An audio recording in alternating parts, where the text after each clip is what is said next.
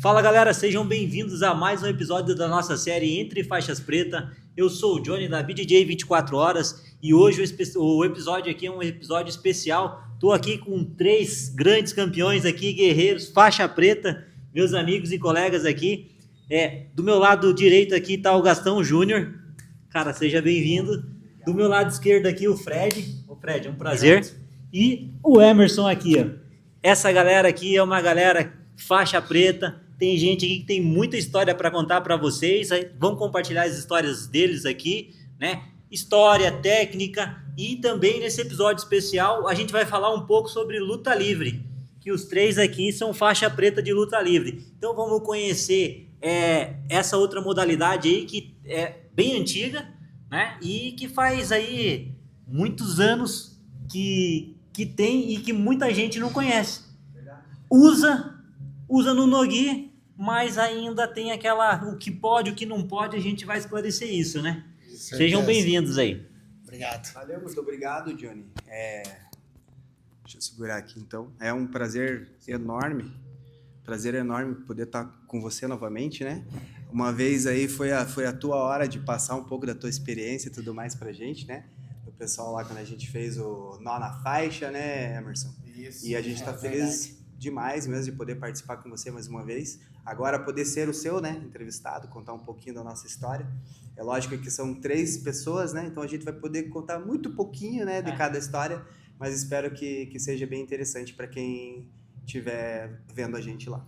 Legal.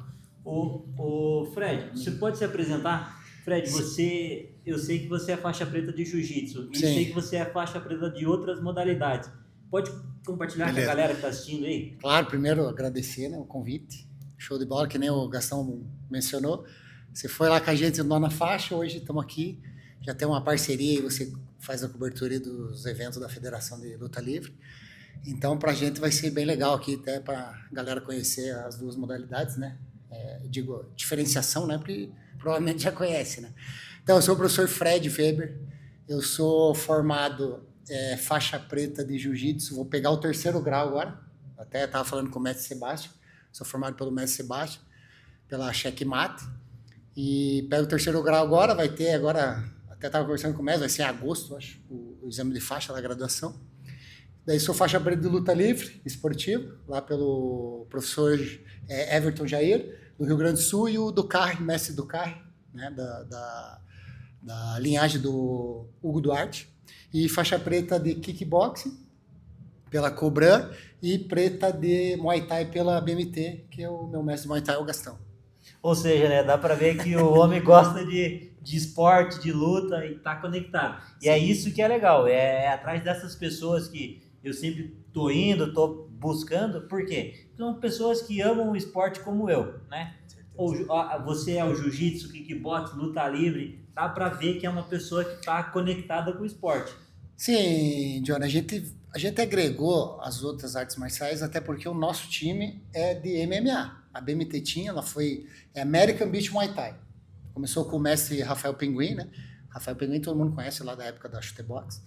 Aí o Gastão foi o aluno número 1 dele, daí ele criou a American Beach Muay Thai, aí em 2015 a gente criou a BMT Team com o intuito do MMA. Então por isso que a gente foi agregando as outras modalidades aí, as outras artes marciais, para ficar um negócio bem amplo e agregar para os alunos, né, e para todos os professores. Entendi. Pode deixar o Emerson se apresentar lá? Professor Emerson, conta um pouquinho da tua trajetória aí pra gente. Fala galera, professor Emerson Hansen aqui na área. É curioso, né, a gente falar da trajetória, né? Eu comecei a treinar em 1987, às vezes quando eu falo isso eu levo um susto, né? Susto de idade. Eu não vou falar agora. Vou falar para você que eu sou de 87. Então a gente leva um susto de idade, mas realmente foi no projeto Irmão Menor, que era um projeto que a Prefeitura de Curitiba tinha, e era muito interessante esse projeto, agregava muitas crianças, e lá no Bairro Alto, era inclusive no Bairro Alto, onde a gente tem um projeto lá. Clube da Gente Boa Vista, que na verdade é no Bairro Alto. Então, quando eu entrei na BMT, e eu hoje estava pensando sobre isso, Eu tava pensando na baita confusão que é a BMT Team, né?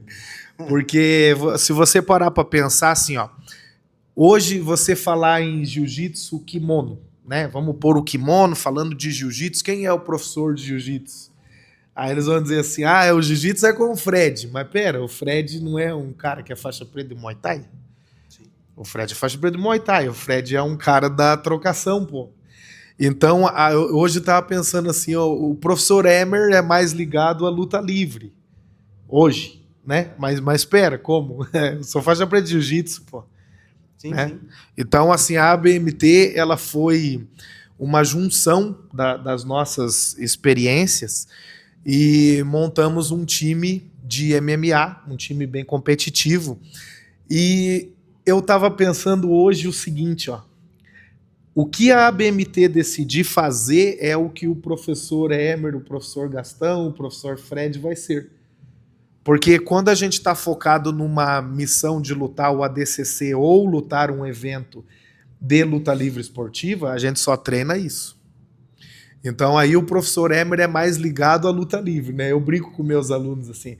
Às vezes está rolando um treino de jiu-jitsu lá de pano, o Brian ministra lá o treino. Quando acaba o treino, eu falo pra galera assim, sai fora aqui, vocês ficam só de agarramento aqui nesse tatame, agora vai começar um treino de verdade, né? Que é o treino de Muay Thai, né? Sim. E quando acaba o treino de Muay Thai, eu brinco com a galera. Falo, não, piazada, vocês não aguentam 1 minuto de rola, sumam daqui.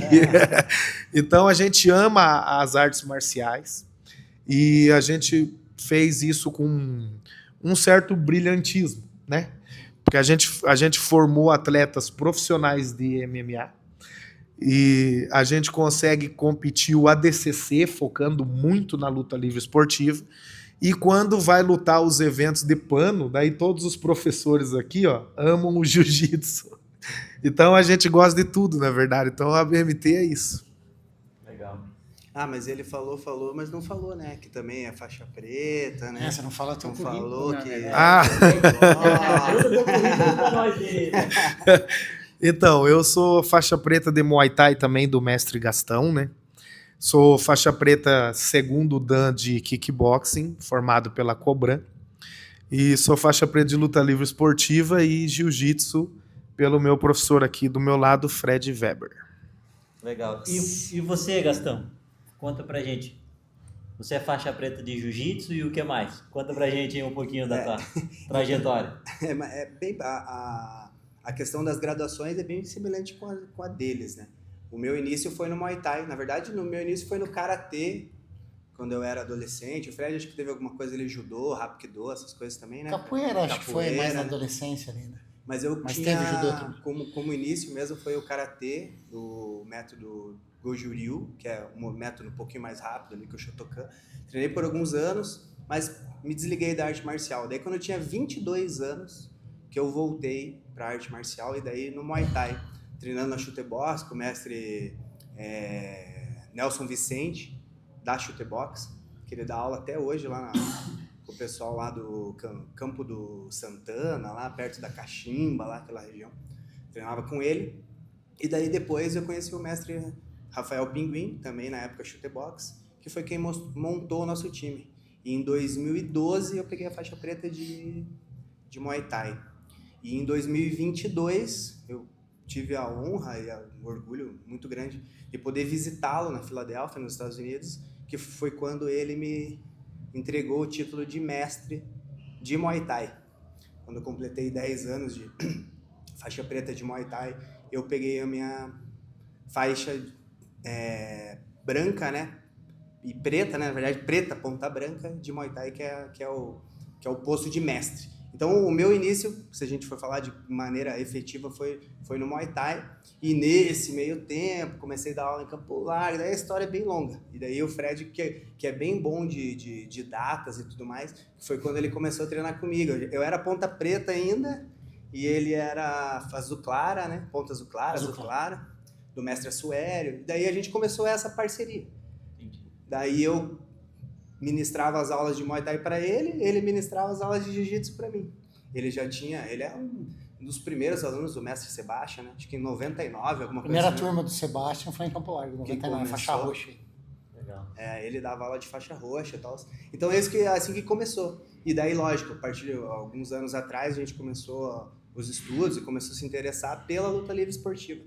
E daí o pessoal lá do Mestre do Carre e o professor Everton que abriu as portas pra gente, a gente achou... A gente já gostava muito de fazer sem pano, porque, como eles falaram, né, a equipe é de MMA, então o sem pano pra gente, tipo, faz muita diferença na hora do vamos ver, fazer as seguradas, as pegadas, as fugas de queda, o uso da grade, né, mas tudo sem pano. Então, a gente já, querendo ou não, a gente já fazia sem ter a formalização, vamos assim dizer.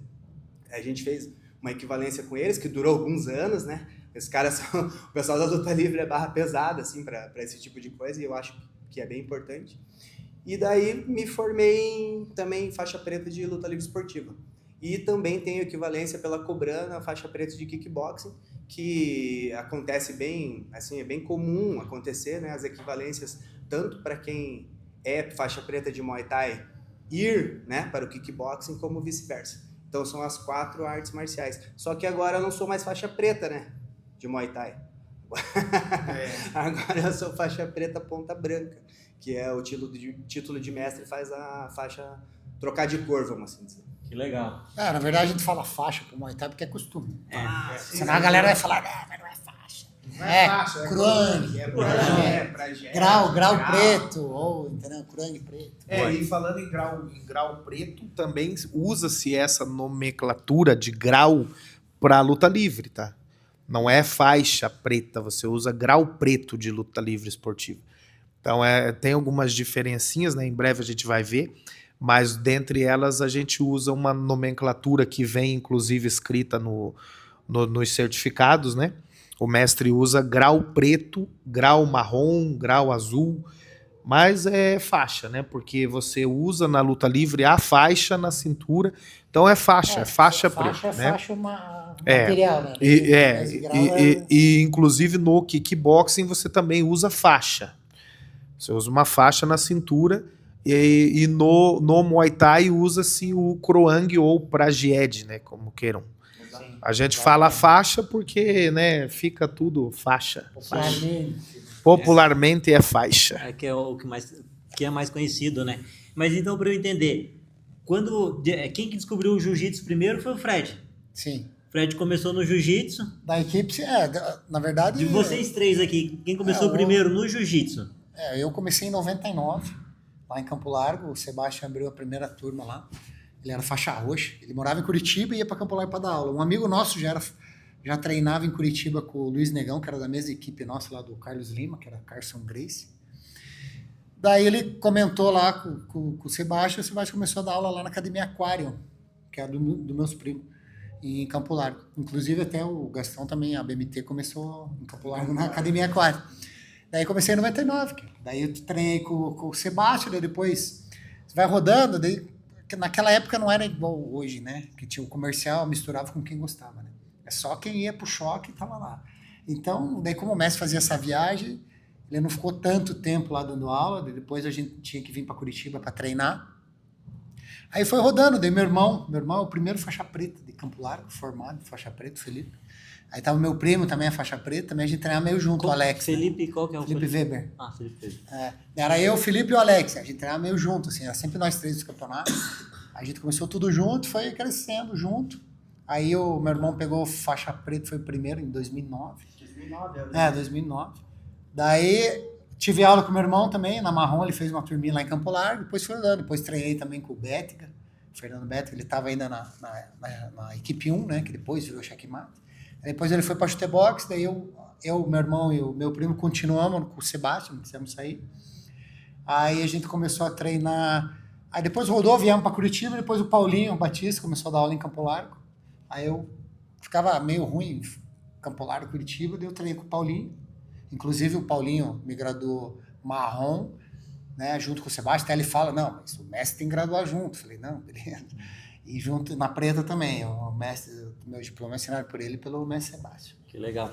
E eu sempre pergunto, aqui dá para ver que vocês gostam do esporte, você específico também, sobre competição. Nas tuas faixas coloridas ali, você chegou a participar de algum campeonato? Como que foi isso? Sim.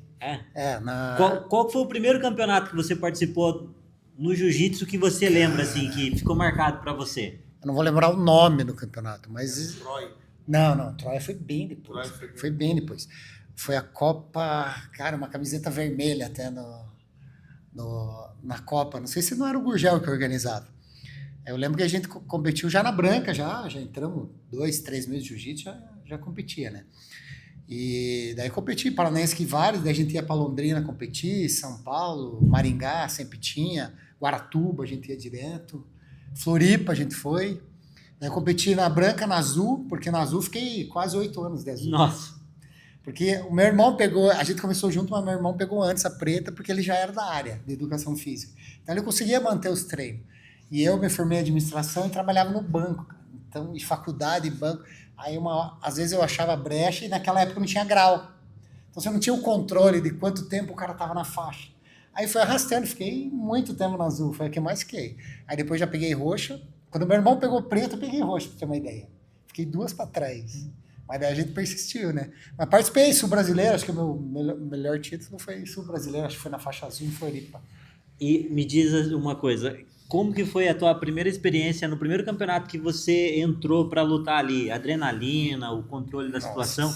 Você já, não sei se você já tinha participado de outras competições, mesmo não sendo jiu-jitsu, um kickbox, um muay thai, mas do jiu-jitsu em específico, como é que foi essa sensação? Foi tenso, né? Eu tinha o quê?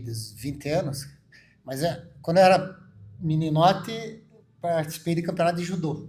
Então, mas mesmo assim, sim. Mas é uma boa experiência. Não, é uma experiência, mas vai falar, já é experiente. Não, tá louco. Daí o jiu-jitsu era outra arte marcial. Então, eu já tava naquela febre da época dos Gracie, né? Do UFC. Eles falaram, caralho, como é que eu vou entrar? Já entrava tenso, né? Não tem como, né?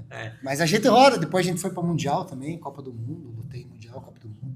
E é isso que é legal, né? E por isso que eu peço para compartilhar essa experiência, porque tem muita gente que está assistindo que não entrou numa competição ainda, que não sabe como que é essa adrenalina, essa experiência, mas é algo bom, né? Algo que você pega e tira proveito daquilo, porque você traz para dentro do tatame, para melhorar o teu jogo dentro do tatame, para controlar tuas emoções fora, na vida pessoal, né? Porque por mais que o cara seja bravo aqui dentro do tatame, na hora que chega num campeonato lá, é ele e o adversário dele, é adrenalina, é emoção. São vários fatores que ele tem que... mexe muito, né? Eu acho que, por exemplo, assim, se o campeonato é no sábado, acho que na sexta-feira o cara, você pensa, cara, o que eu fui me enfiar nisso, né? Só que depois você entra, luta e aconteceu a coisa, você chega no final, assim, depois do pódio e fala, puta, que massa, ainda bem que eu vim.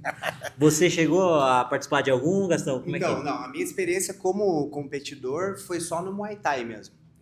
Eu nunca competi no Jiu-Jitsu, apesar de participar da competição, vamos assim dizer, como treinador, né? Tem a minha filha que compete, tem alguns outros aluninhos que competem também, mas a minha experiência de combate, assim mesmo, foi no Muay Thai, que muitas das pessoas acham que é um pouco mais complicado, né? Porque, querendo ou não, é soco na cara, chute na cara e tal. Mas na época que eu treinava, eu nunca tive, vamos ser bem sinceros, assim, eu nunca tive o espírito de competidor, nem pro Muay Thai, apesar de gostar da modalidade. O meu pensamento sempre foi, vou treinar, porque gosto da modalidade, vou graduar e quero dar aula. Meu pensamento sempre foi ministrar aula. Só que na época que eu treinava Muay Thai, se eu não lutasse, eu não graduava. Você entendeu? Eu fui meio obrigado, mas depois, bem como o Fred falou, depois que você viu e gostou, ganhou a luta e tal, daí você falou, pô, é legal.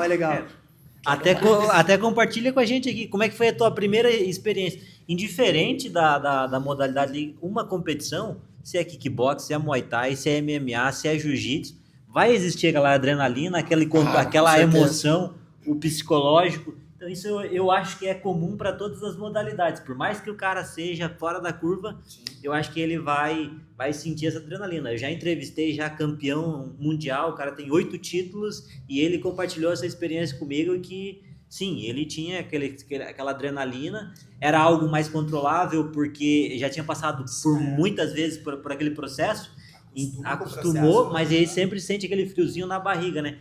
Você, na primeira vez que você teve que entrar para lutar o Muay Thai, como é que foi? Foi super complicado, né? Ainda mais com esse motivo, né? Não era uma ideia fixa minha. O atleta, geralmente, ele já tem esse pensamento e faz porque quer. Eu, praticamente, fui obrigado. Você entendeu? Então, daí broca, daí né? o pensamento é um pouco diferente. Mas eu, sei lá, consegui, acho que dominar bem a questão da adrenalina e tal, fui bem. Não passei muito bem, né? Aquele negócio da dorzinha de barriga e tal, e tinha que bater peso. Na época, acontecia assim, eu chegava, batia o peso na hora, daí o outro camarada subia na balança, o peso dava meio parecido, casava a luta na hora, daqui meia hora saía no braço. Era assim, entendeu?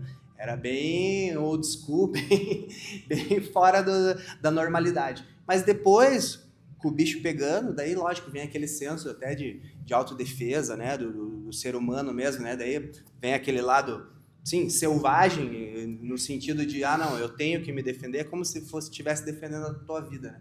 E daí o negócio vai desembocando. Eu sempre tive o discernimento, assim, a facilidade de poder escutar o que as pessoas me passam, né, como instrução. E daí foi muito bom, porque foi a primeira luta, peguei um camarada que tinha feito uma luta, assim, umas 2 semanas antes, com um atleta bem conhecido aqui de Curitiba. O cara já tinha feito uma luta de MMA profissional com um cara bem conhecido aqui de Curitiba, e eu acabei ganhando essa luta de Muay Thai dele, então foi bem legal. Depois a gente fez uma amizade e tal, e esse mesmo camarada lutou com o meu mestre numa outra luta que rolou, se eu não me engano, em São Mateus do Sul, assim, uma luta de MMA que o meu mestre lutou com ele e ganhou dele também. Então, tipo, é um envolvimento, assim, eu não vou falar nomes aqui e tal, mas a história é bem legal por causa disso, sabe? E pra mim valeu uma graduação, né? Pelo menos isso, né? Além, assim, da vitória, da sensação de ter feito uma luta bacana, para mim valia uma graduação, né? Porque era isso que eu queria, para eu poder dar aula, que era o meu objetivo principal. Eu tenho que ter uma graduação mínima, né? Um requisito. E eu estava galgando, então para mim foi massa. Quer saber de uma coisa boa? Foi num sábado de manhã essa luta. Um sábado de manhã lá no bairro do Sítio Cercado. Às 2h da tarde eu tinha um concurso para fazer na PUC. Tava boa a cabeça, né? Você já imaginou? Então, tipo, querendo ou não, a arte marcial, às vezes você pode pensar, é uma roubada. Talvez seja, né? Mas eu também já não era mais criança, né? Já tinha uns 23, 24, 25 anos. Mas como te faz saber lidar com situações difíceis, né? Você ter controle no desconforto, né? Sim. É isso mesmo. Johnny, Pode falar. Só te cortando, já cortei agora.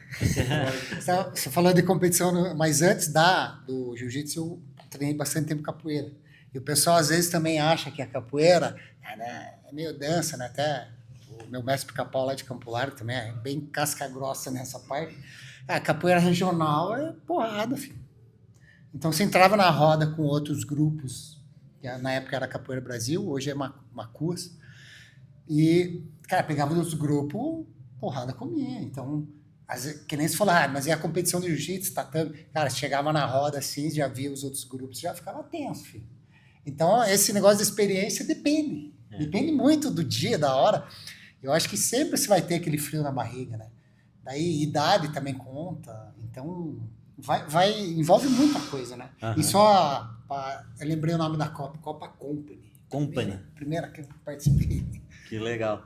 E a experiência depois dessa competição, você acredita que é uma experiência que agregou tanto nos teus treinos depois, para a tua vida, como um todo, né? Que hoje você está podendo compartilhar que você lutou há tantos anos atrás e teve uma experiência. Você acha que isso agregou na sua vida, que é bom a pessoa, pelo menos, competir uma vez? Não precisa ser um competidor, mas você acredita que a pessoa ela tem que entrar ali e se desafiar pelo menos uma vez para sentir essa adrenalina, essa emoção?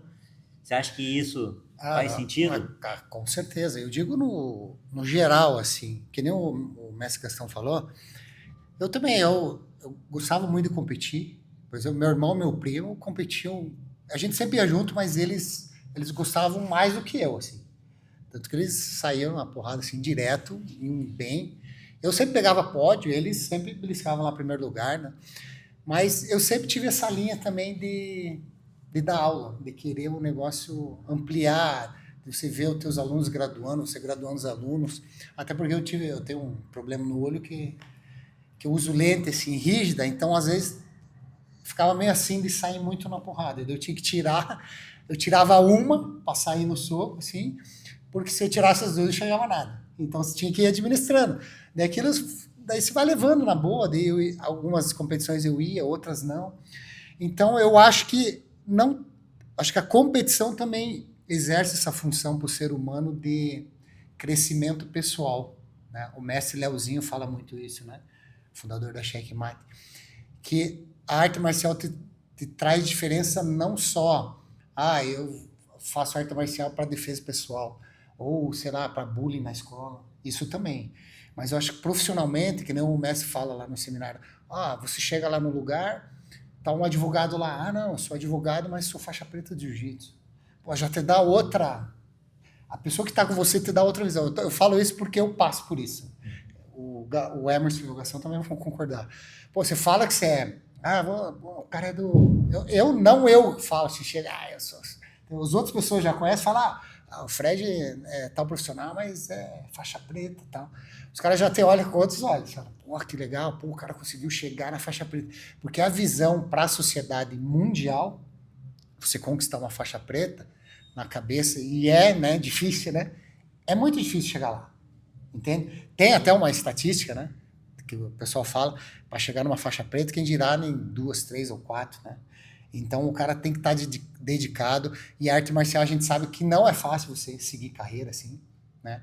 E levar nas costas, e cobrar os alunos, e treinar, mas a gente eu vejo mais a mudança, eu tive a minha mudança pessoal, né? Você te dá outra visão de autoconfiança para a sociedade, mas a gente nota nos alunos. Cara, cada aluno que chega lá, que é de um jeito, que hoje está de outro, eu sempre uso o exemplo da Karine, né? A Karine chegou lá toda dondoca, né? Patricinha na academia e tal, namorada do Ricardinho, que o Ricardinho é filho do Hermes. Ela chegou e tal. Cara, hoje você vê menino, enfim, ela é arquiteta, trabalha como arquiteta, mas sai na mão, já saiu no Muay Thai, Jiu-Jitsu, competiu agora luta livre, Jiu-Jitsu sai na mão direto, você vê a outra pessoa. Profissionalmente você chega, com certeza ela, antes da arte marcial, chegando, sei lá, negociar ou conversar com algum cliente, e depois eu te garanto que ela vai te falar que foi, sei lá, 10 vezes melhor. O professor Emerson, o que o professor Emerson tem para contribuir com, com essa visão de faixa preta, de competição, na linha de raciocínio do que o Fred falou aqui? Então, dentro da linha de raciocínio aqui, o que eu penso, um cara que quer ser um professor, ele tem que competir pelo menos uma vez na vida. Sim. Porque o que você vai poder falar para um atleta seu, porque eu tenho atletas, é muito engraçado isso, porque atletas meus chegam e falam bem assim, mestre, eu quero competir. Tá bom, eu boto o nome, né, que eu, dentre nós aqui, eu sou o cara mais empolgado a ficar levando atleta a competir todo fim de semana, se eu puder eu levo. Já fui eu. Já foi, né? Agora, mas eu tenho uma intensidade assim de estar levando, né? E daí eu tô levando direto, então eu penso assim, aí o aluno chega e fala bem assim, como que é lá? Como que é o octagon? Como que é isso? Acho que é importante o professor ter uma experiência, não necessariamente ser um competidor. Que eu não sou um professor competidor. Eu já fiz as minhas competições e em 2017, inclusive, né, eu fiz a luta no Paranaense, no Gui, mas mais voltado a poder passar esse conhecimento para os meus atletas, né? Porque eu vejo de duas formas. Eu vejo muito professor de luta falar bem assim, professor de luta que não luta é igual nutricionista gordo, né? Eu discordo totalmente disso, porque assim, o atleta, e isso é básico de todo atleta, e a gente sabe muito bem disso, eu treino atletas há muitos anos, o atleta ele sempre tem um ego, e não é que ele seja um cara arrogante, mas ele tem o ego do competidor. E um professor, ele tem a mansidão de um professor que cura esses egos. Então é muito comum você chegar numa competição onde está muito acirrado os ânimos e você ter, às vezes eu tenho discussões até com atletas meus, de ter que pôr ele no eixo de volta. Dele perder uma luta, sair xingando todo mundo, porque é o ego que existe dentro do coração de um atleta. E ele realmente ele precisa disso, porque é o fogo que o impulsiona a competir. Então, às vezes, o cara que é atleta e ele quer ser professor, às vezes ele não consegue. Não é todo atleta que consegue ser professor. Porque dentro desse ego de atleta, quando ele está dando uma aula, ele vai começar a falar: mas eu já fiz, eu já aconteci, eu sou campeão, eu não é você. Não é você agora. Agora é o teu aluno. O que sabe é para ele, né? É. Verdade. E daí não tem, às vezes, nem a humildade de querer multiplicar esse conhecimento. Ele quer fazer na bordoada que o aluno seja parecido com o que ele era sem o ensinamento, né? Ou sem como passar, né, esse ensinamento. Isso é verdade total mesmo. Então eu penso assim, é importante o cara que quer... Eu, por exemplo, sempre tive um sonho de ser um treinador. Desde que eu comecei, competições de capoeira muito forte, né, que realmente dá medo. As competições de Muay Thai que eu tive não era eventos, mas era pior, sabe por quê? Porque você entrava numa academia, você não sabia quem era teu adversário, você não sabia de nada. Então você entrava lá, o professor meu, ele chamava assim: vamos visitar a academia tal. Vamos visitar a academia do Johnny, vamos. Aí chegava na academia do Johnny, é só um aulão, fica tranquilo. Aí você batia uns polichinelo lá, de repente, eles falavam assim: sei lá, vai eu contra ele aqui, vai lá. E o pau quebrava, meu amigo, porque era um critério realmente para você poder se graduar. Aí nas graduações o pau quebrava e na entrega das graduações o pau quebrava de volta.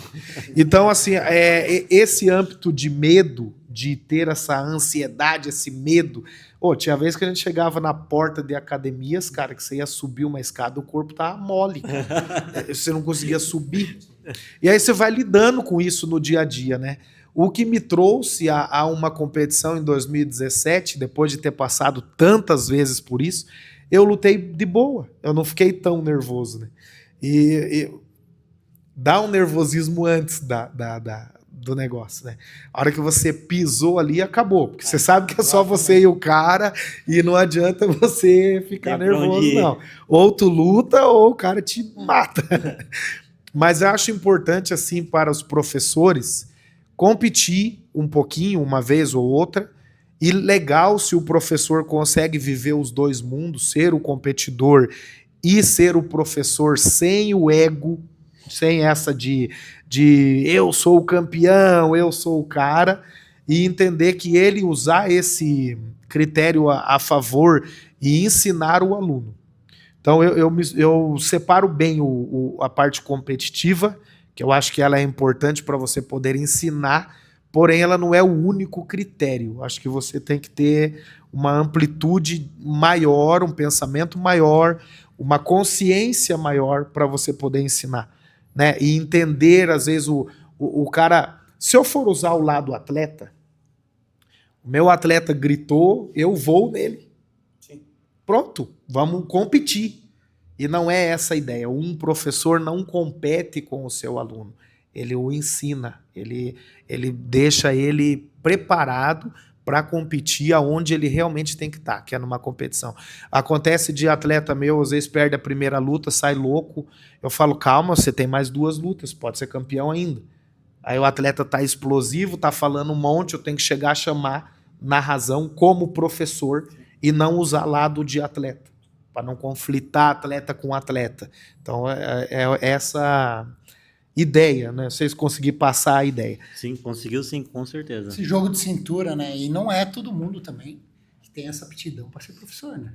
Exatamente. Então, inclusive a gente avalia entre os nossos alunos, né? Porque a gente tem que passar o legado, né?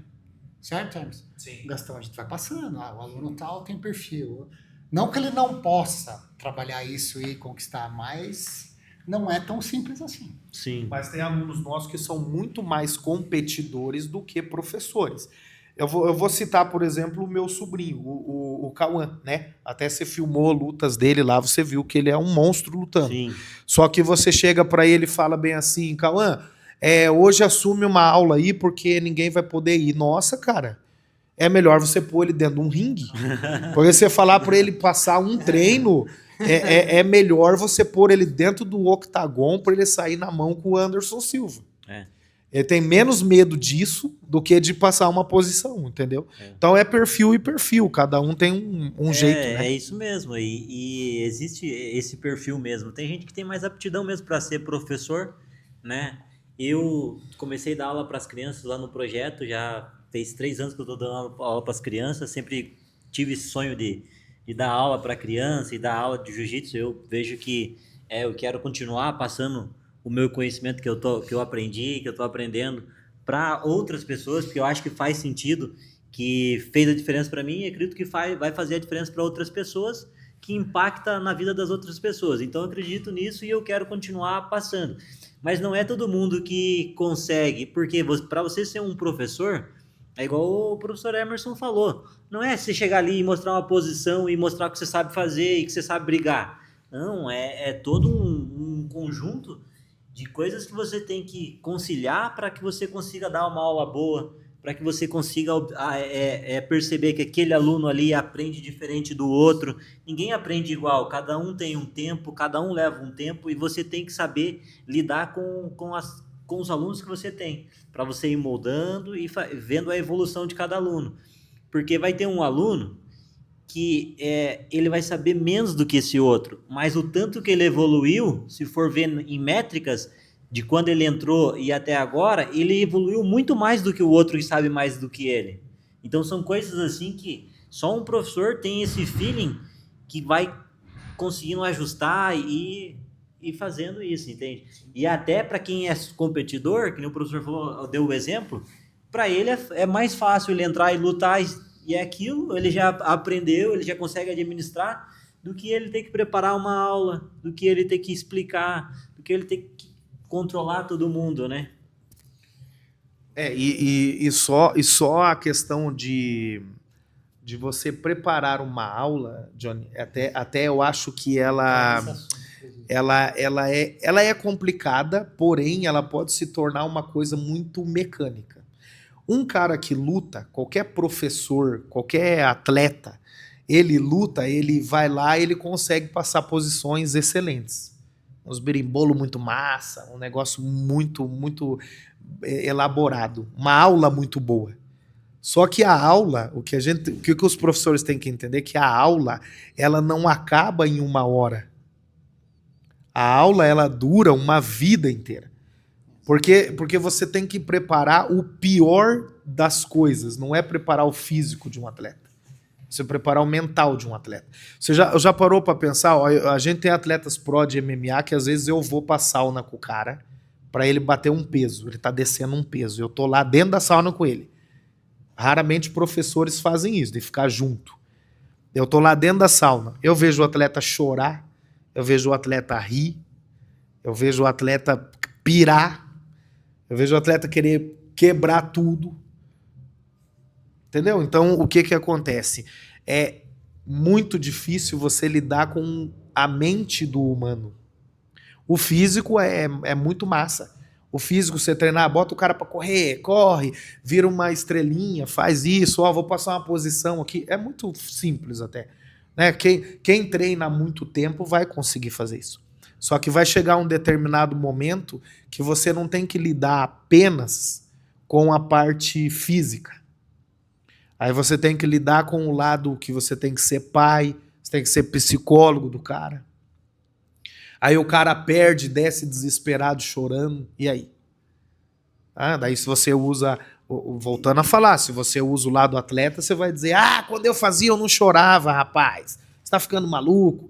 E cada atleta é de um jeito. Tem atleta que se você grita com ele, ele cresce na luta. Tem atleta que se você gritar com ele, ele declina. Então É você a tem que percepção entender. do O professor ali, tem né? que estar... O dia a dia, né? O dia a dia do professor que vai fazer a diferença, que nem o professor Emerson falou. Eu vou dar uma... fulano de tal vai dar uma aula hoje. Beleza, ele deu uma aula. Ele pensou lá, deu. E daí amanhã, se fosse para... Daí, como é que é a sequência? Certo ou não? Beleza. Amanhã, semana, você vai dar aula a semana inteira. E dá aula Daí, como é que você vai? Como é que é? Você então, dá aula para um atleta... Exatamente. Se você dá aula, por exemplo, eu tenho... Claro que são os meus filhos, né? Mas não é porque é meus filhos que eles não são meus atletas, certo? Porque eles vão competir, ninguém vai olhar, é filho do Emerson, se ele não lutar, ele vai perder. Como que você dá aula para um filho, como o Gastão dá aula para a filha dele, uma vida inteira? Você vai passar daí as coisas... É isso que os caras... enganar, né? Uma vida inteira de enganação. Uma vida inteira... Não tem como, né? Uma vida inteira tentando... É difícil, cara. Porque assim, vou dizer para você, uma armlock tem 1 milhão de formas de ser ensinada. Sim. Entende? É a mesma. Só que você vai pegar o atleta emocionalmente abalado, você pode ensinar para ele a mesma posição, em outras palavras. E isso não se trata só de armlock, tá? Você ensina para o cara todo dia muita coisa que parece repetitiva, mas não é. Se você pegar exemplo de um treino de Muay Thai, nunca vi um treino de um Muay Thai na minha vida que não tenha o jab direto. Raramente a gente fazia os treinos na chute box dos 1000 chutes, Só mas chute. mesmo nesses 1000 chutes, no final tinha uma manoplinha, porque sempre você vai bater o jab direto. Só que o jab direto tem milhões de formas de ser aplicado no intelecto do cara. Sim. Não é a forma física, é a forma mental de se fazer as coisas. Exatamente.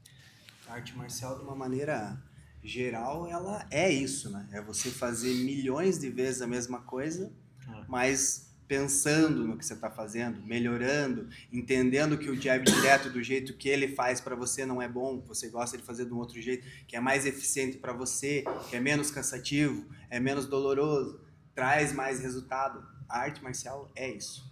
Falando de armlock vai fazer, quem treina jiu-jitsu, meu Deus do céu, né? Mas, cara, às vezes é do teu jeito que funciona, certo? Às vezes teu professor cansou de passar para você, você se matou de fazer força para tentar pegar alguém num rola e não conseguiu, e daí você fez milhares de vezes, você fez um ajuste, mas se eu pegar aqui, se eu ir mais pro lado lá, eu começo a pegar. Arte marcial é isso. E vai refinando, né? Vai refinando e tem outro detalhe, né? A arte marcial não acaba nunca. Eu sou preto, vou pegar o 3º grau. A gente chega no seminário do mestre Leozinho, do mestre Sebastião, e fala, Eu não sei nada. caraca, mano, nunca vi isso. Daí você entende? sei nada de um negócio totalmente simples. Né? Exatamente. Sim, exatamente. É o que eu falo, são as milhões de formas de ensinar a mesma coisa. Eu tenho 12 anos de jiu-jitsu, fazer 13 agora, né? E eu tô aprendendo jiu-jitsu ainda. Eu comecei no jiu-jitsu agora, parece que eu comecei ontem. Fui fazer um treino personal lá com o professor Mauro, amigo meu. Fui na hora do almoço lá, cara. Cara, ele me passou um detalhezinho lá que você fica assim, como eu nunca vi isso? Um negócio básico, simples, que vai fazer diferença no meu jogo, entende? Então fui lá pegar um pouquinho da experiência dele lá. Então você pega um pouquinho da experiência dele, um pouquinho da tua, um pouquinho da dele, um pouquinho da dele, e até daqui a pouco a gente vai fazer uma posição aqui, que eu sempre trago uma posição para o pessoal que está assistindo, para compartilhar a experiência, porque cada um tem essa visão. Sim. Não vou passar um armlock porque já passaram armlock. Não, o teu armlock é do teu jeito, o meu é do meu, o dele. O conceito é o mesmo, é a chave de braço reta. Mas, o fundamento, o conceito é igual. Mas como na tua jornada, na tua trajetória, que você foi ajustando e ficou bom para você, e você compartilhar isso, às vezes quem está assistindo não vai fazer do mesmo jeito, mas é um detalhezinho que faltava para melhorar o que ele já sabe lá. Então é isso que é legal da gente sempre estar estudando, sempre estar compartilhando. Sempre ter a humildade de sempre estar aprendendo. Sempre estar aprendendo. E eu vou perguntar uma coisa para vocês aqui agora, já falando da faixa, que é o nosso tema aqui, Entre Faixas Preta, e esse episódio aqui, essa série, é para motivar quem está assistindo ali, que está na trajetória, porque que nem foi comentado aqui, para você conquistar uma faixa preta de qualquer esporte não é fácil, não é qualquer pessoa que tem.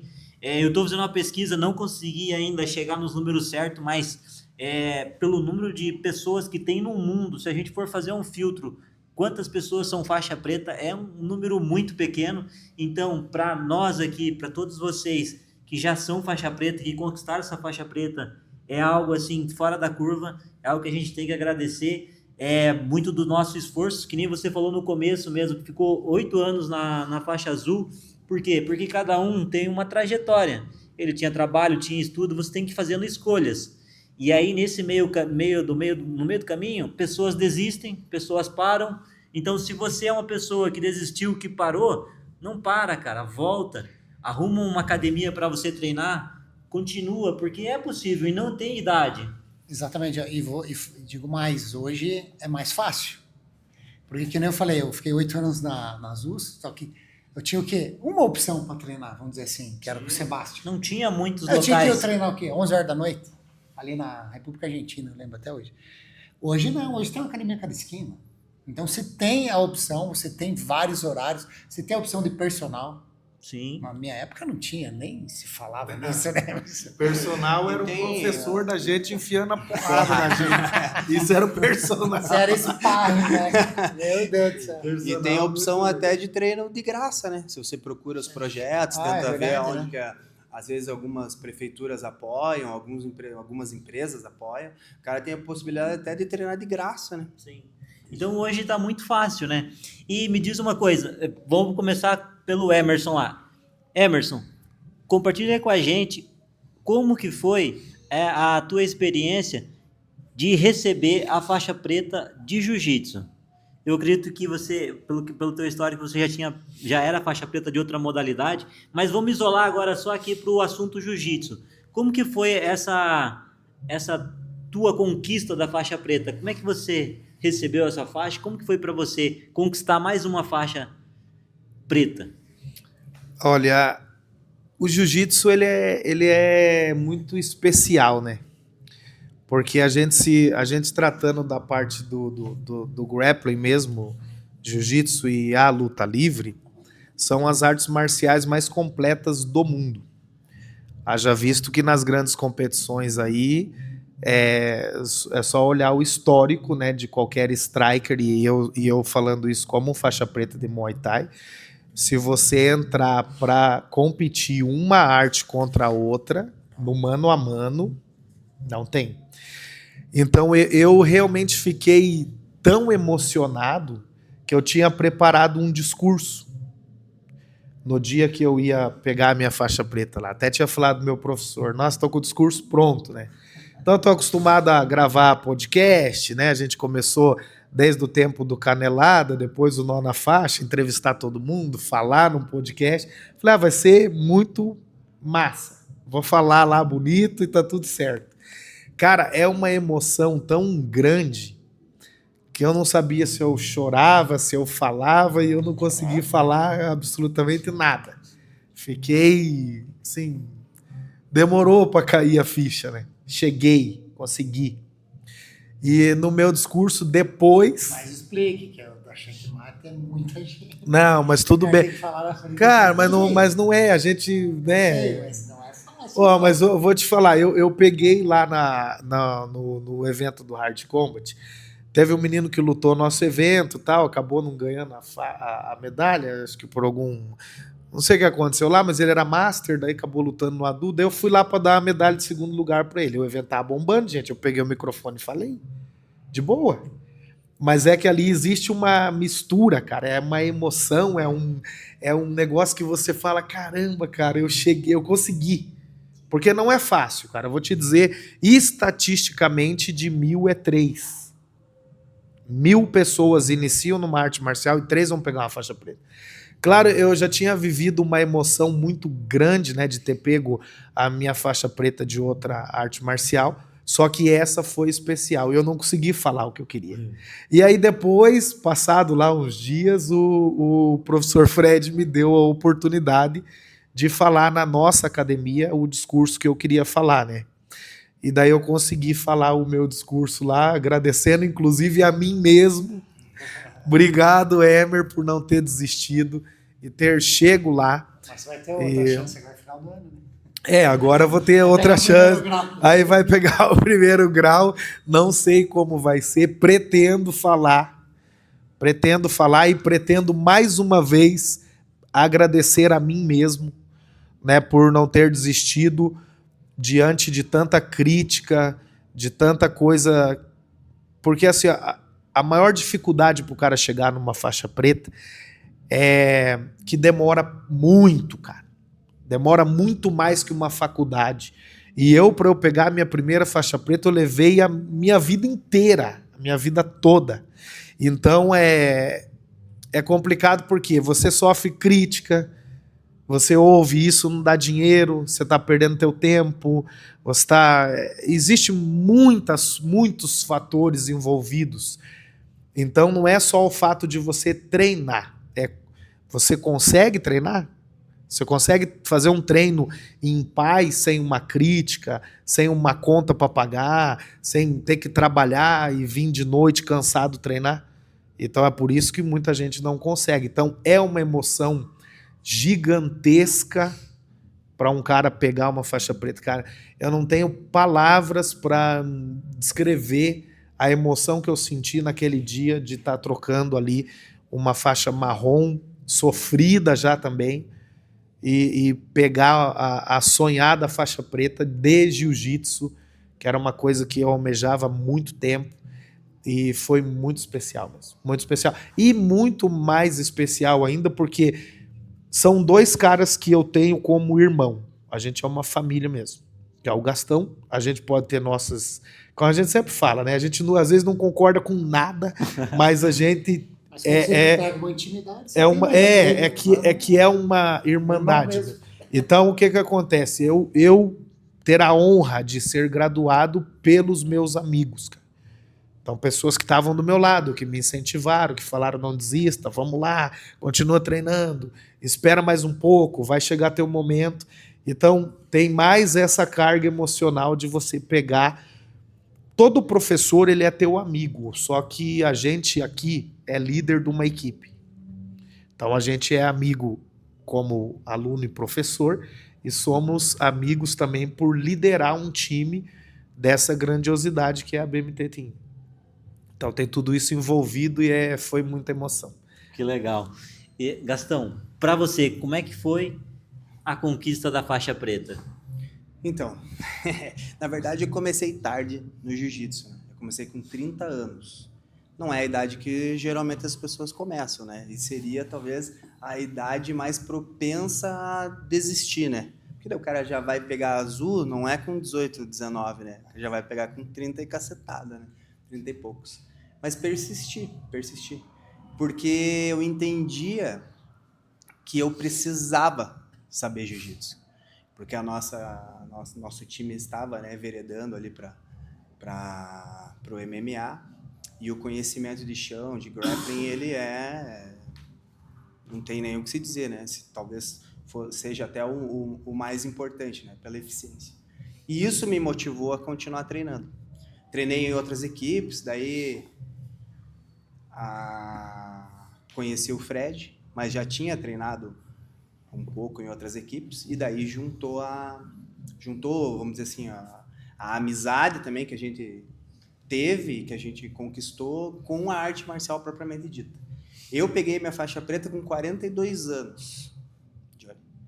42 anos. Então, acho que é um exemplo bom, assim, para aquele que, mas será que ainda dá tempo? Será que é hora? Será que não é? Sempre é. Esse é o detalhe.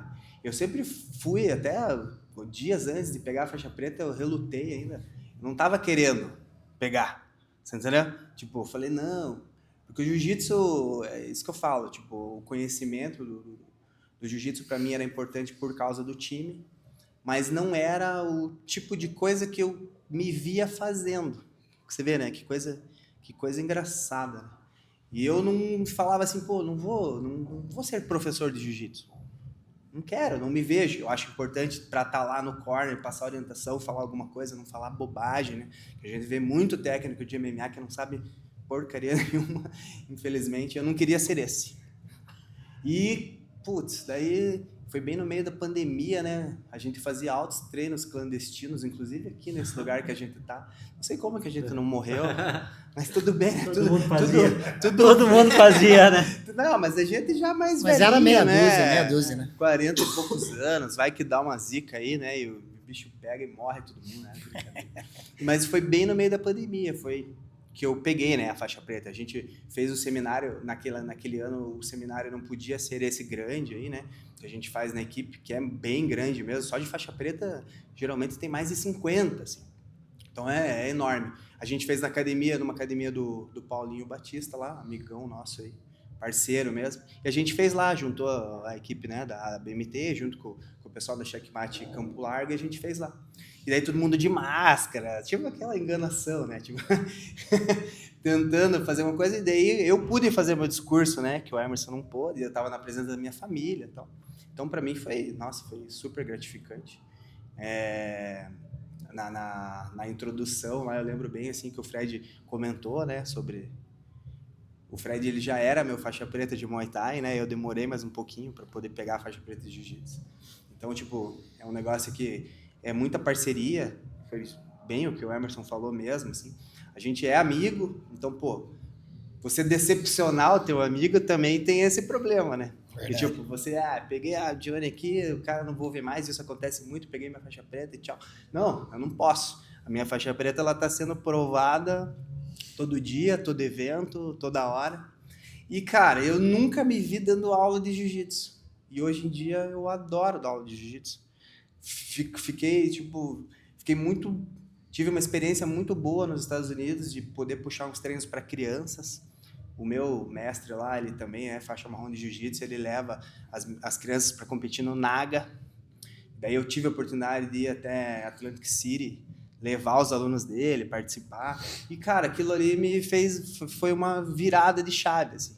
E hoje em dia eu adoro dar aula, principalmente para criança e principalmente para faixa branca. Você veja, né? Que coisa louca, né? Principalmente para faixa branca, porque eu gosto muito e eu acho que a minha metodologia, e eu percebo assim, que ela funciona bem para ensinar o básico, para mostrar aquele primeiro objetivo. Eu tô aqui, você quer fazer o quê? Você entendeu? O que você precisa fazer? Qual que é o teu próximo passo? Porque tem muita gente que vai em outras academias aí, tem branca, azul, roxa, todo mundo treinando junto ao mesmo treino. E o faixa branca tá ali fazendo força, feito um louco, sem saber qual que é o próximo passo. Isso acontece demais, entendeu? Então, mesma posição que passa pro cara lá que já é 2, 3 graus na preta, tá passando pro branca. Então, cara, para mim foi muito gratificante mesmo, a presença da minha família e dos meus amigos, né? Foi demais, assim. Mas se dependesse de mim, eu ainda era faixa marrom, eu acho. Mas daí no primeiro grau na preta, que ele já tem um grau, ele falou também na frente de bastante gente. Verdade. E você, Fred, conta pra gente como é que foi a experiência de receber a faixa preta, de conquistar a faixa preta, né? Eu sempre falo que é uma conquista, né? Olha, eu vou te falar que foi bem gratificante, porque eu já estava na lida, como eu te falei, comecei junto com meu irmão lá e com meu primo. Meu irmão pegou 2009, eu fiquei 8 anos de azul. E aí, quando ele pegou preto, eu peguei roxo. Eu lembro até hoje, cara. Eu tava no aniversário, aí tava conversando com um amigo meu, faixa preta de judô lá. Tem uns amigão meu de infância lá, os Munareta, né? Sempre falo deles. São do judô lá do Sansei Neuri.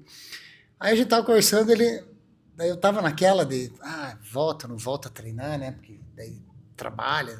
Daí ele chegou, eu não lembro se eu tava de azul na época, ou já tinha pego a roxa. Aí ele chegou e falou, pô, Pia, tem que voltar, cara. Já pensou? Porque ele já era preta de judô, né? Judô é um pouco diferente, né? Você pega mais cedo, né? De idade, né? Deixa eu, pô, você tem que ir, imagina, já pensou, Pia? Que bacana. Você, preta de jiu-jitsu e de muay thai. Cara, aquilo foi, que nem o Gastão falou, foi a chave, cara. Falei, caraca, né? Vou ter que correr atrás, né? Daí, voltei. Daí, botei um objetivo na mente, falei, deu um degrau de cada vez, né? Daí o Sebastião voltou da aula em Campo Largo, eu voltei a treinar com ele, pô, daí deu aquela gás, né, que precisava. Aí eu treinava Muay Thai com a Suério, só que daí também não batia os horários, daí conheci o Gastão também, pô, já deu afinidade ali, já voltei a treinar Muay Thai, foi bem bacana.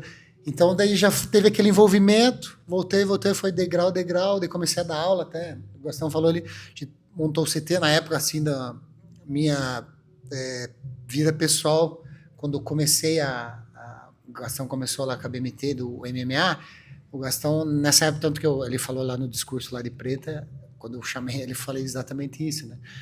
Que na época lá, ele que me deu um incentivo, falei, não, cara, vamos, você pode dar aula, você vai dar aula de jiu-jitsu. Vamos fazer o fechamento aqui. Porque naquela época eu não estava tão bem pessoalmente, aí você não tem tanto ânimo, né? Se dane isso aqui, né? Daí ele incentivou, daí deu liga, eu era marrom na época, aí começou a entrar aluno, daí eu já comecei a entrar no circuito de novo, daí já pegou gosto, daí que a gente formou a BMT e é o que é hoje. E voltando lá, que você perguntou o dia que eu peguei faixa preta, eu peguei metade de 2016. Então pense, comecei em 99, metade de 16. Então é chão, filho. De treino, assim, tu vai falar, de treino, quanto tempo? De treino deve ter dado 10, 11 anos para eu pegar preto, sabe? Mas de ano que eu comecei em 99, para a volta, até metade de 16. Eu ganhei a graduação lá em Campo Largo, na academia que o Paulinho dava aula, né? Porque eu comecei a treinar lá com ele. E o Sebastião que ministrou lá o seminário, em julho de 2016. Inclusive postei agora a TBT, que hoje é sexta. Ontem eu postei uma foto que tá eu e o Gastão, ele pegou roxa e eu peguei preta.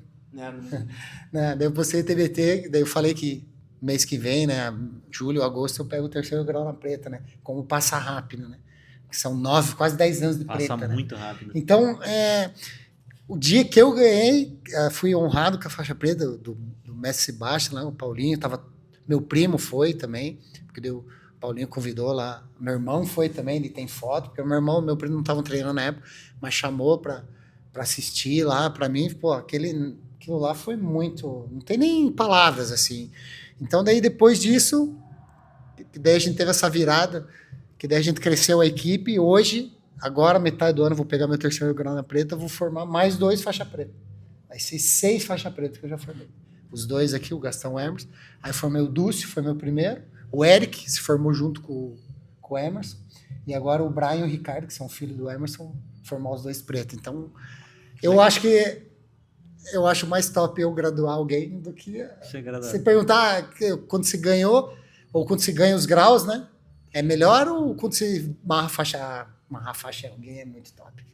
É muito legal, né? E aí você vê que você tá continuando com um legado, né? Tá passando para frente, né? E tá impactando. Inclusive, e tá vendo que funciona, né? O mestre falou isso no áudio, até mandei no grupo lá pra galera saber, porque às vezes entra aluno novo, nem sabe da trajetória, né? Sim. E sempre, né? É bom porque o mestre mandou um áudio bem bacana hoje, até mandei no grupo, ele falou, não, Fred, pô, já vai pegar o 3º grau, né? Tá ficando velho, né? Ele falou, pô, e olha, cara, muito legal, hein? Desde aquela época você é o único que sobreviveu e tá construindo aí vários alunos, vai formar mais 2 faixa preta, então isso é gratificante, é muito, né? Top. E já que a gente tá falou da faixa preta, e eu gosto de compartilhar com o pessoal aqui, é técnica de jiu-jitsu. E aqui nesse episódio vamos compartilhar 2 coisas. Técnica de jiu-jitsu e vamos também entender um pouquinho mais sobre a luta livre. Estou aqui com 3 faixa preta de luta livre, então acho que a gente pode gravar uma posição e depois mostrar uma posição de luta livre, uma posição, uma técnica para compartilhar com o pessoal que está assistindo aí. Você vai passar uma de Gil? De Gil. Vamos fazer assim, ó. Pensa aí uma técnica, ou uma posição, ou uma passagem, uma raspagem, uma guarda, ou um detalhe que cada um de vocês gostam, e vamos mostrar aqui pro pessoal. Aí cada um mostra uma e depois a gente vê uma de luta livre. Pode ser assim? Nos moldes sem kimono. Isso. Vamos lá? Bora lá? Fala, moçada, vamos lá. Vou passar a posição de jiu-jitsu aqui. Tô com o Johnny, ó, guarda fechada. Eu sempre faço essa guardinha. É bom que você não se expõe de abrir a guarda, às vezes. Então, o que eu vou fazer? Desmontei o kimono dele, vou pegar a lapela. Tipo. Lapela é isso aqui, diferente de laçada, tá? Então, dominei a lapela. Vou mergulhar lá, ó, esgrimando por dentro a perna dele. A mesma lapela eu vou passar pro braço que eu entrei lá.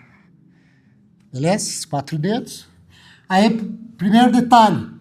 Esse joelho aqui eu tenho que tirar, porque ele tá lá travando, ó. Eu empurro o ombro dele aqui e já tiro. Ó. Fica como se fosse uma meia guarda alta, certo? Para eu ter mais mobilidade. Daí, próximo passo. Posso usar minha mão de controle aqui, né? Eu sempre falo para os meus alunos, se tua mão tá voando, alguma coisa está errada. Tem que estar ativa aqui em algum canto do kimono do adversário, ou no chão para dar algum bote. Então eu vou jogar aqui, ó, como se fosse uma omoplata. Vou ficar paralelo com ele, ó. Continuo travando a lapela. Quando eu for girar a barriga para baixo, eu vou trocar a lapela. Troquei e girei, ó. Girei, apoio a mão, sentei. Certo? Quando eu sentar, vou esgrimando ele aqui, ó. Ele pode até se defender lá, ó, com o joelho. Então eu vou pegar lá na parte de cima do pé, passar pela frente e vou montar. Pessoal, então eu vou mostrar a variação dessa mesma posição. Então ele já está com o kimono aqui, ó. Desmanchei. Vou fazer o mesmo processo. Ó. Lapela, mergulhei e passei. Então eu vou tirar meu joelho lá para jogar tipo omoplata, ele vai ficar em pé para defender. O que eu vou fazer? Ó, vou voltar meu quadril, né, e subir. Ó. Vou raspar. Chamam esse movimento de bailarina, né? Tem gente que critica, mas é assim mesmo. Beleza?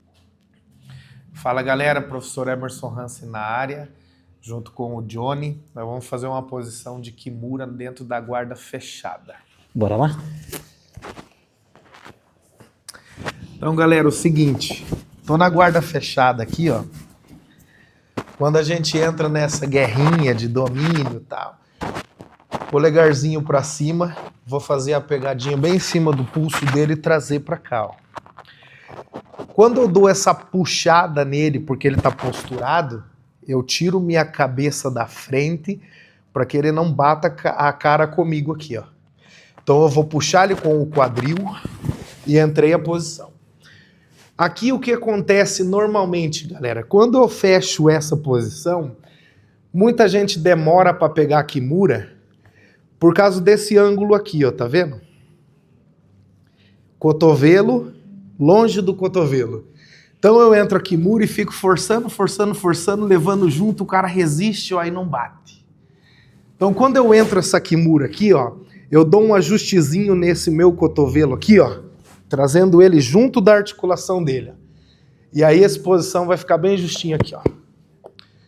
Aí eu grudo isso comigo e levo o braço, ó. Beleza, galera? Muito boa, pega muito bem, professor. Faz de volta lá, então. Primeiro vai ter que quebrar a postura. Dominei, quebrei a postura, posso puxar por aqui, ó. Entrando, essa pegada é importante, que ela não é uma pegada de pano. Vou fazer uma pegada em cima do pulso, ó. Quando eu puxo ele, eu tiro a cabeça da frente, entrei na posição. Aqui, normalmente, quando eu entro nessa posição, eu já estou em cima do omoplata dele, o que deixa a minha posição frouxa. Isso, principalmente se eu levar isso junto, esse conjunto inteiro, ó. Então eu vou ajustando para que fique em cima do cotovelo, colo em mim, posição super curta. Se eu faço aqui, a resistência do atleta até pode bater, mas demora muito. Então entrei aqui, posição curtinha. Muito boa posição, professor. Pega bem justo ali. Eu senti que quando você fechou em cima aqui do meu cotovelo, ficou bem justo e a minha articulação aqui, ela pegou muito rápido. Trabalha menos espaço, mais eficiência. Beleza lá então, pessoal? Eu quero passar uma posição aqui muito simples. A gente parte de uma queda. Quem usava muito o atleta de MMA, Frank Edgar. Tem um nome em japonês, porque ela é do judô, mas vamos deixar pra lá, né, Johnny? Mas o que eu quero fazer é o seguinte, essa quedinha, eu vou continuar e vou fazer um ataque de botinha, que é uma posição que no jiu-jitsu pouquíssimos usam, e ela pode pegar bem rapidinho, lógico, tento 2, 3 segundinhos, se não conseguir, pelo menos eu já efetivo a minha queda e vou tentar passar a guarda, vou tentar progredir de outro jeito. Mas se peguei, luta resolvida. Beleza? Pô, então vamos estar na situação de luta, né? Isso, a gente tá lá na situação de luta, então ó, começou. Geralmente estamos aqui naquela briga de pegada. Como que eu faço? Eu vou empurrar com a minha mão da frente, eu vou empurrar o teu ombro, o teu peito, com a mão de trás eu vou buscar lá embaixo, ó, no teu calcanhar, beleza? O teu calcanhar para puxar. Ao mesmo tempo que eu vou empurrar o teu ombro, o teu peito, eu vou puxar o teu calcanhar, beleza? Então vamos lá. Fui, ó. Empurrei, ó. Já puxa, cara. Certo? Quando eu chego aqui nessa posição, geralmente eu vou ter essa situação aqui, ó. Um pé apoiando e um pé para mim. Tudo bem? A intenção aqui, que é, ó, já tô com esse pé aqui pra mim, time. Já tô com esse pé pra mim. Então, ó, vou fazer o ajuste, vou dominar lá na minha gola e vou fazer o movimento. O legal é que a gente esteja sempre, ó, tomando cuidado pro camarada não calçar a bota, que é o que a gente fala, ou ficar me pegando, beleza? Então, eu tô fazendo postura lá longe dele, longe dele. Posso até manter esse braço aqui para quebrar a postura dele lá. Peguei com a botinha bem encaixada, agora eu só vou fazer postura. Pegou, fazer postura e vai pegar. Aí já tá pegando mesmo. Eu já vi uma vez essa posição num campeonato mesmo. Eu não lembro quem que fez ela. Eu não lembro agora de cabeça assim. Mas é um campeão mundial. Ele segurou e ele... Pegou, fez o ajuste e finalizou. Muito boa. Mas é aquilo que eu falei. Então é 2, 3 segundinhos. Se naquele 2, 3 segundinhos não der boa, eu tento uma outra coisa. Ó, ajustou, agora vem. Muito boa. Isso aí, galera. Vamos estudar. Fala, moçada. Estamos aqui no BJJ 24 horas. Vou explicar 4 dúvidas no Campeonato de Luta Livre sobre a luta livre esportiva. Estou aqui com o professor Emerson, que vai nos ajudar, e o Johnny, beleza? Beleza, galera? Primeira coisa sobre tiro de guarda.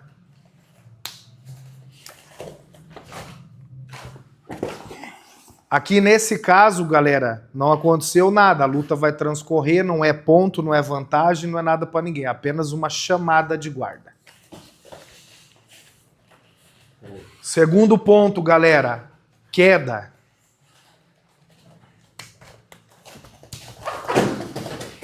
Ó, viu, galera, que é o seguinte, o atleta levou a queda, porém ele subiu rapidamente. Não houve uma estabilidade de queda. Então, é o quê? 2 pontos para quem quedou. Não precisa estabilizar a queda na luta livre, ok? Outro detalhe, galera. Quando começa a luta, eu posso sentar diretamente? Note que aqui não houve o toque entre os atletas e ele fez guarda. Posso fazer isso na luta livre? Liberado, ok, tudo certo. Não leva punição, não aconteceu nada. A luta transcorre com o atleta que sentou, formou a guarda. Outro detalhe importante, galera. Uma vez que esse atleta formou a guarda, ele sentou no chão, formou a guarda, esse atleta entrou dentro da guarda dele. Então aqui a luta transcorre e esse atleta que está dentro da guarda abriu a guarda e partiu para uma chave de pé. O atleta subiu imediatamente, essa chave de pé já não tem mais efetividade, não tem mais ataque, não tem mais risco de finalização. O que acontece aqui? Ponto de raspagem para o atleta que subiu. Estava formado guarda, uma vez que foi atacado o pé sem efetividade, ele subiu 2 pontos para o atleta que subiu. Um último detalhe, galera. O atleta de cá pontuou. Ele fez 1 ponto. A luta transcorreu e lá no final, faltava 5 segundos para a luta acabar, o atleta sofreu uma punição que virou ponto, o placar ficou empatado 1-1. Quem vence? O atleta que fez o último ponto. Ele é o campeão. Ok? Mais um detalhe sobre passagem de guarda.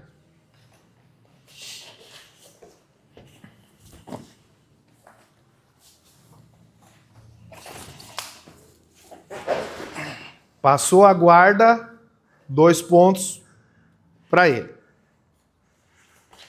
Ok, time? Montada são 4 pontos. Pegada de costas, 4 pontos. Mais um detalhe, time. Ele é um faixa branca, adulto. Ele é branca, adulto. O que eu posso fazer, galera? Posso dar chave de calcanhar? Vamos lá, deu uma chave de calcanhar ali. Valeu, time. Olha só, nota que ele cruzou a perna pro lado de lá. E agora, time? Nada acontece. Finalização, finalizou no calcanhar, pronto, fim de luta. Ah, mas é faixa branca. Sim, time. As regras de luta livre para adulto, branca e preta, vão lutar nas mesmas regras, tá? Evidentemente que cada um com a sua faixa. Faixa preta contra faixa preta.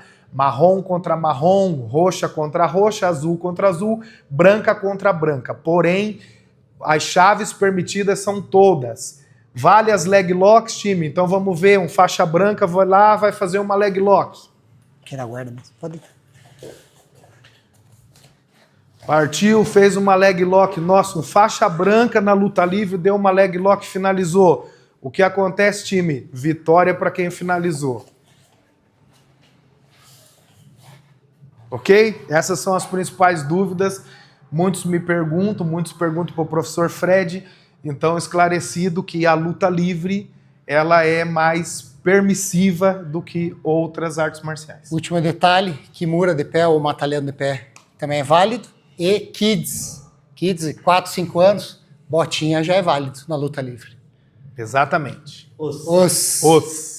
Salve, galera. Professor Emerson Hansen na área, junto com o Johnny. A gente vai fazer uma posição e uma explicação para quem joga por cima, tá? A primeira posição é uma chave de calcanhar, quando eu tô na guarda fechada. Então, tô aqui na guarda fechada. Um detalhe importante, galera, quando forçarem o cotovelo na coxa, que às vezes o professor grita, bota o cotovelo na coxa, evita de colocar o seu cotovelo nessa parte dura da coxa do atleta. Ó. Porque se eu coloco aqui, ele tem resistência, ele consegue segurar a onda aqui.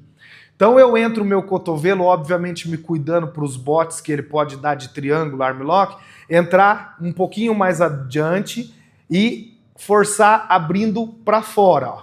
Então ele abre a guarda. Nessa abertura de guarda dele, eu vou colocar uma armadilhazinha. Ó. Botei meu pé. Ele esgrima porque ele pensa que é uma raspagem, que ele vai esticar minha perna e me raspar para cá. Só que o meu joelho coladinho com o dele, ó, eu vou chutar inteiro, atravessei pro lado de cá. Ó. Aí eu vou olhar para trás, olhei para trás, ó, o calcanhar apontado para mim, segurando a perna, apontou o calcanhar, peguei, fechei mão com mão, voltei devagarinho, ele bate. De novo.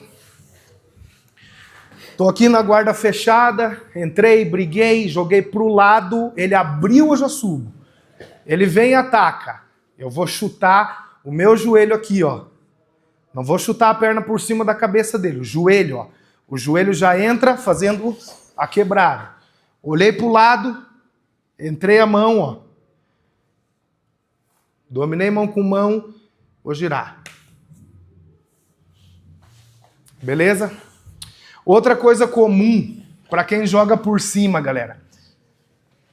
Quando você joga por cima de um atleta, evita de deixar os seus cotovelos para diante da parte do umbigo do cara. Se eu tiver com o meu cotovelo muito aqui, brigando muito em cima, se ele der um bote em mim, ó, eu não vou conseguir sair daqui, ó. Meu braço está inteiro com ele. Ele vai esticar, eu vou ter que bater. Quando eu estou brigando por cima, manter os cotovelos próximo ao quadril. Mesmo que o meu tronco vá, o meu cotovelo fica.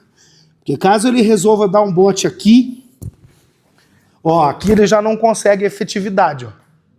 Que é onde eu posso fazer um domínio, puxar o braço, se ele vir atacar o outro braço lá, ó, eu já tô com o cotovelo fechadinho também, para poder fazer a minha passagem de guarda.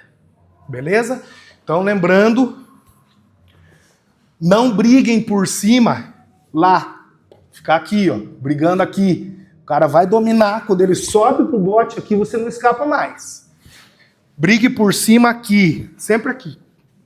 Fechadinho. Se ele atacar, ele veio, ó, já passou. Aqui eu já começo uma defesa.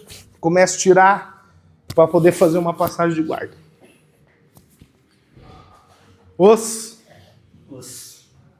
Beleza lá, time? Aproveitando o gancho aqui da saída, do estourar a guarda do adversário, guarda fechada, partindo do estouro da guarda fechada, a gente vai fazer um ataque de botinha e de botinha ou chave de calcanhar.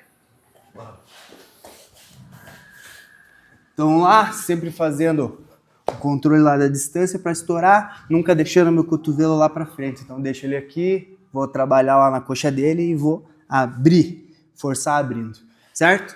Mantenho uma mão lá sempre controlando a postura do adversário e a outra já vou fazer a busca lá daquilo que eu quero finalizar.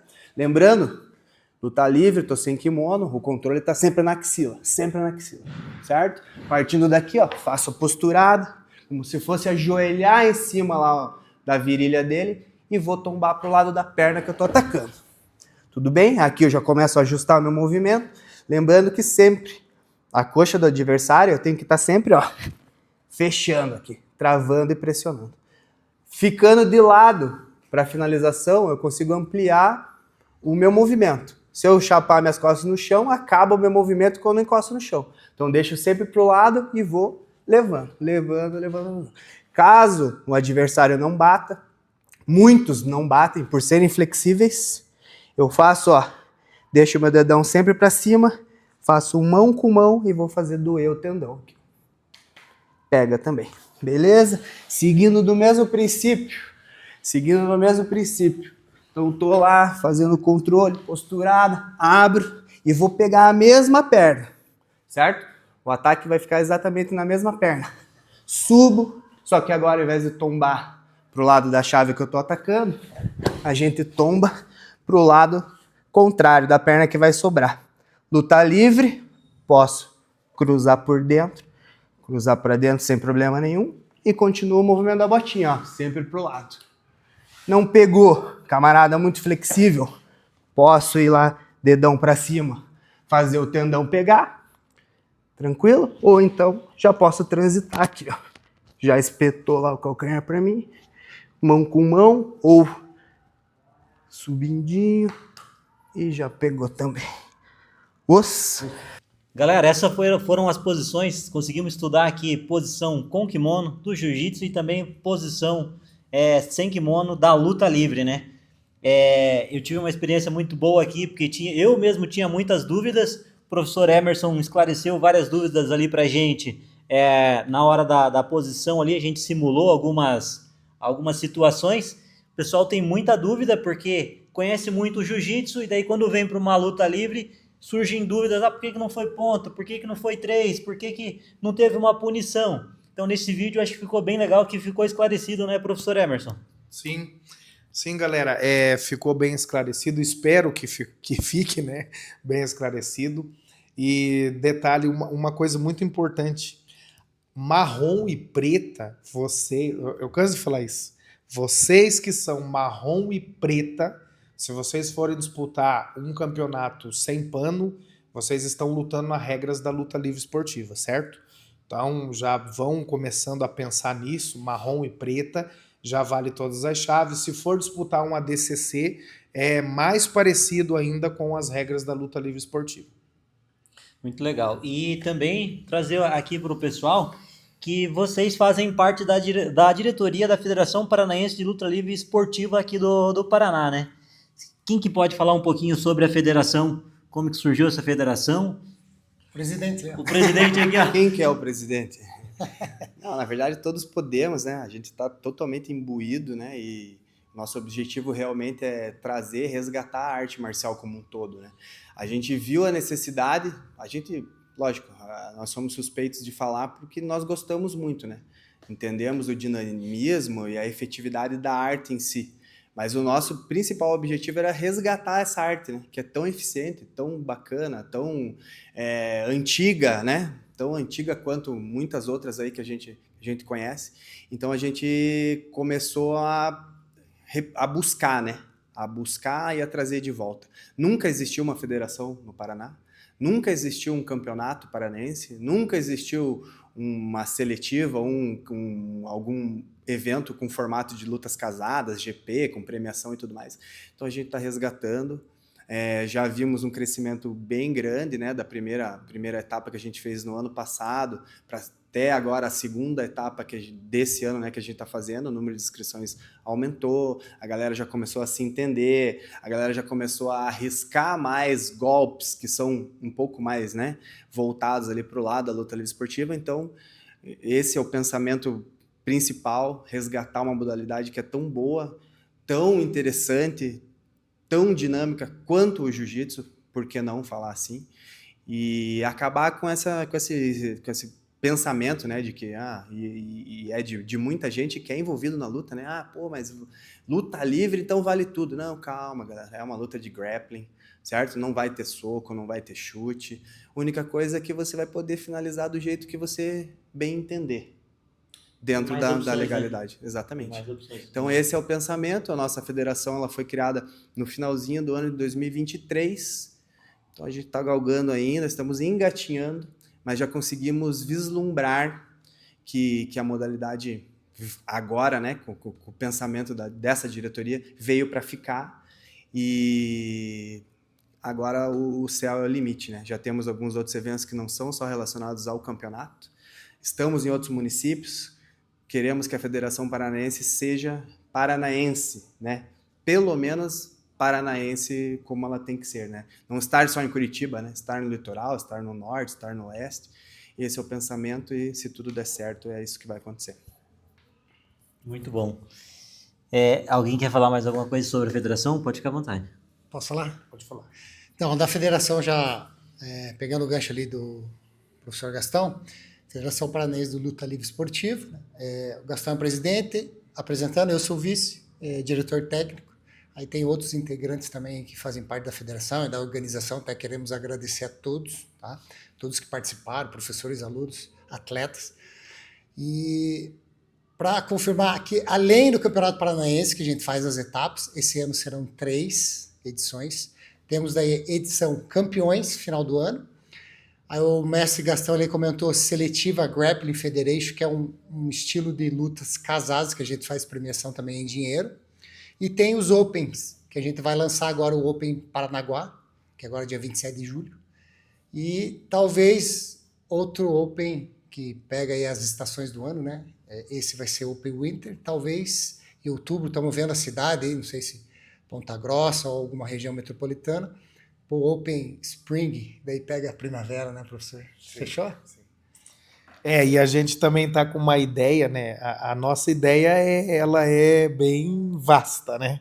Mas eu vou dar em primeira mão aqui. A nossa ideia também é em breve galgar para o brasileiro e fazer um classificatório, porque a gente vai fazer um mundial também. A gente ainda não tem data, não tem local, mas fiquem espertos porque isso vai rolar.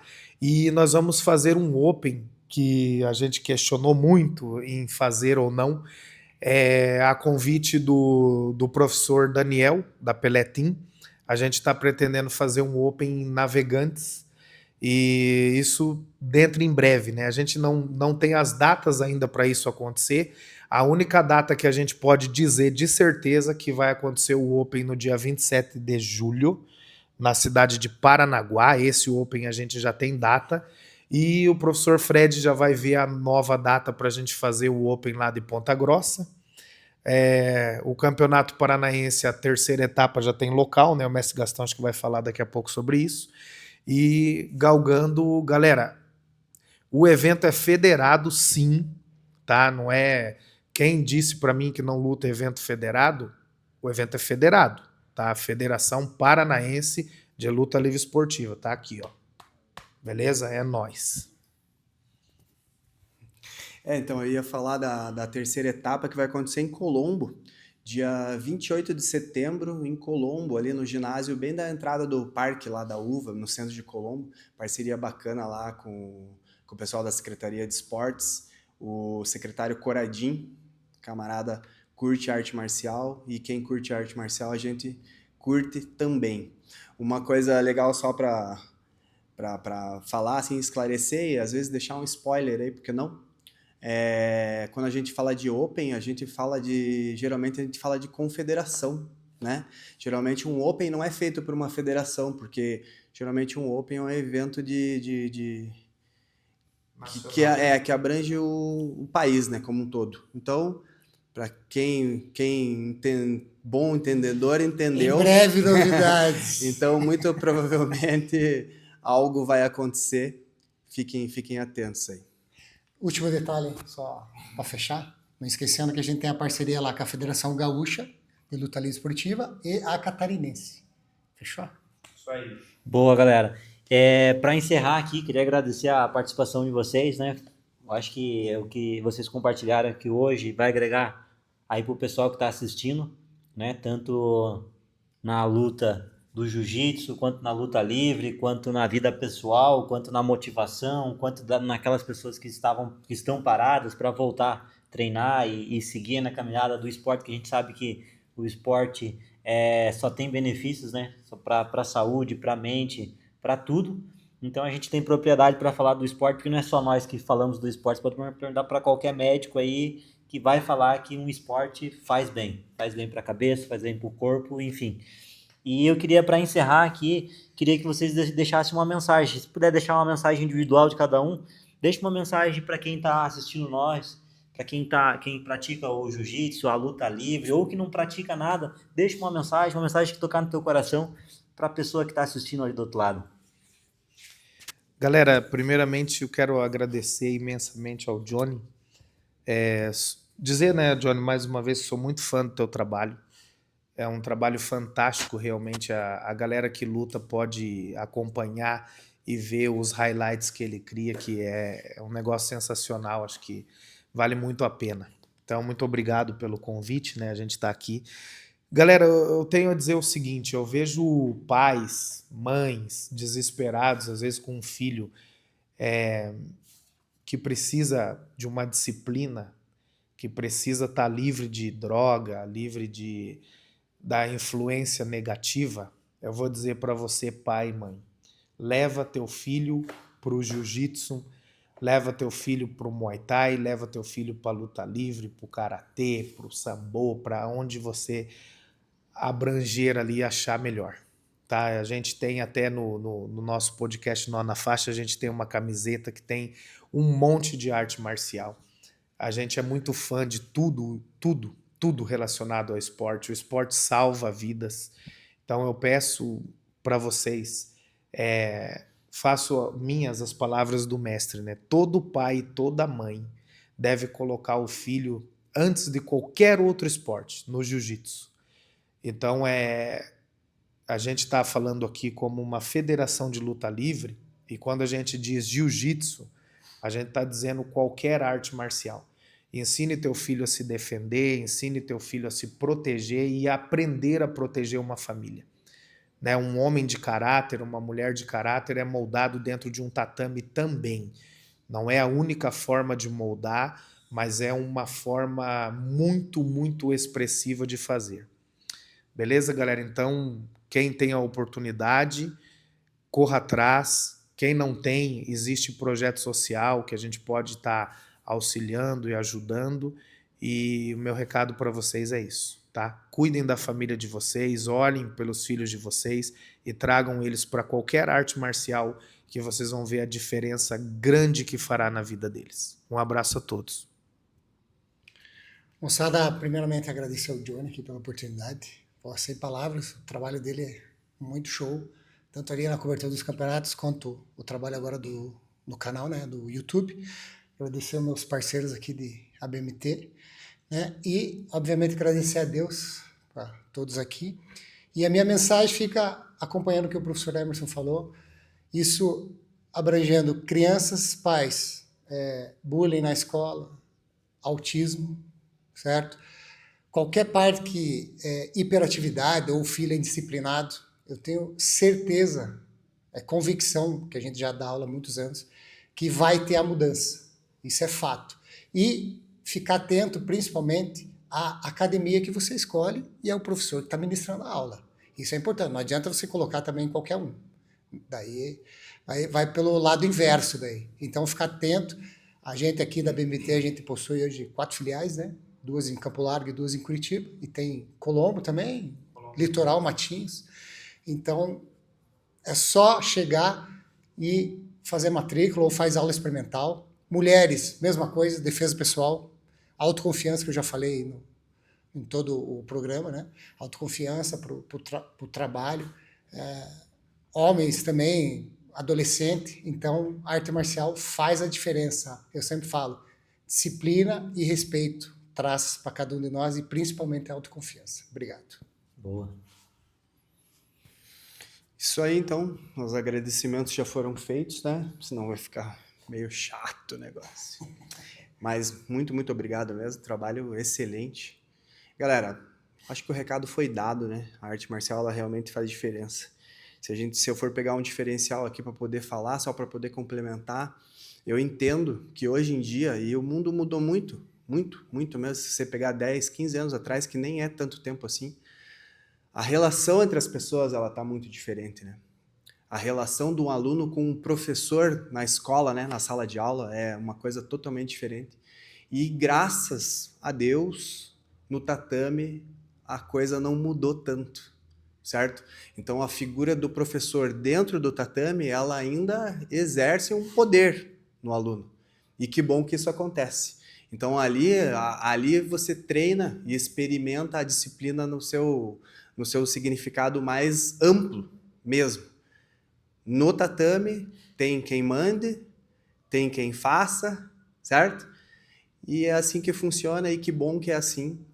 E para quem não teve a experiência ainda, que tenha e veja que o negócio funciona e funciona muito bem assim. Tenha teus problemas pessoais, tenha seus problemas profissionais, tenha a sua identidade ou a sua vocação para fazer o que for.